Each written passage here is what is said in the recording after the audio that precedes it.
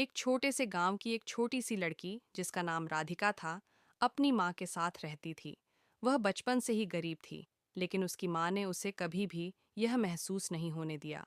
माँ के पास बहुत सी कहानियाँ थीं जो राधिका को हर रात सुनाती थीं। एक कहानी हमेशा राधिका के दिल में बसी रहती। सूरज जब डूबता है तो रात आती है, लेकिन फिर एक नया सूरज उगता है। राधिका की माँ एक साधारण महिला थी, परंतु उसके चेहरे पर हमेशा एक अद्भुत शांति और संतोष था। वह अपनी मेहनत से राधिका को स्कूल भेजती, उसे अच्छे संस्कार देती और जीवन में संघर्ष करने की प्रेरणा देती। माँ का जीवन कठिन था, लेकिन उसने कभी अपनी मेहनत से घबराया नहीं। कभी भी राधिका ने माँ को रोते हुए नहीं देखा था। वह जानती थी कि माँ किसी भी मुश्किल से अकेले ही निपट लेगी। लेकिन एक दिन वह अचानक बीमार पड़ी और उसकी हालत बिगड़ने लगी।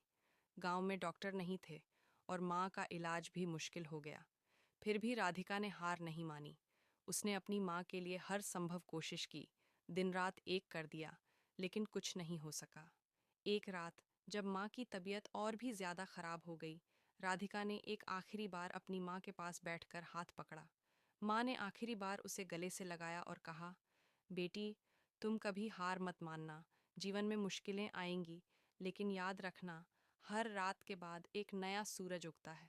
तुम वह सूरज बनना जो दूसरों की जिंदगी रोशन करे। राधिका की आंखों में आंसू थे, लेकिन माँ के शब्द उसके दिल में गहरे उतर गए।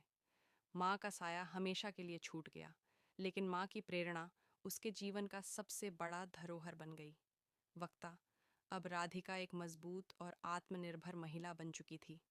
उसने अपनी माँ की तरह कठिनाइयों का सामना किया, लेकिन कभी भी उसने हार नहीं मानी। उसे याद था, हर रात के बाद एक नया सूरज उगता है। राधिका ने शिक्षा, मेहनत और संघर्ष से अपनी पहचान बनाई। एक दिन उसने अपने गांव में एक स्कूल खोला ताकि छोटे बच्चों को भी बेहतर शिक्षा मिल सके।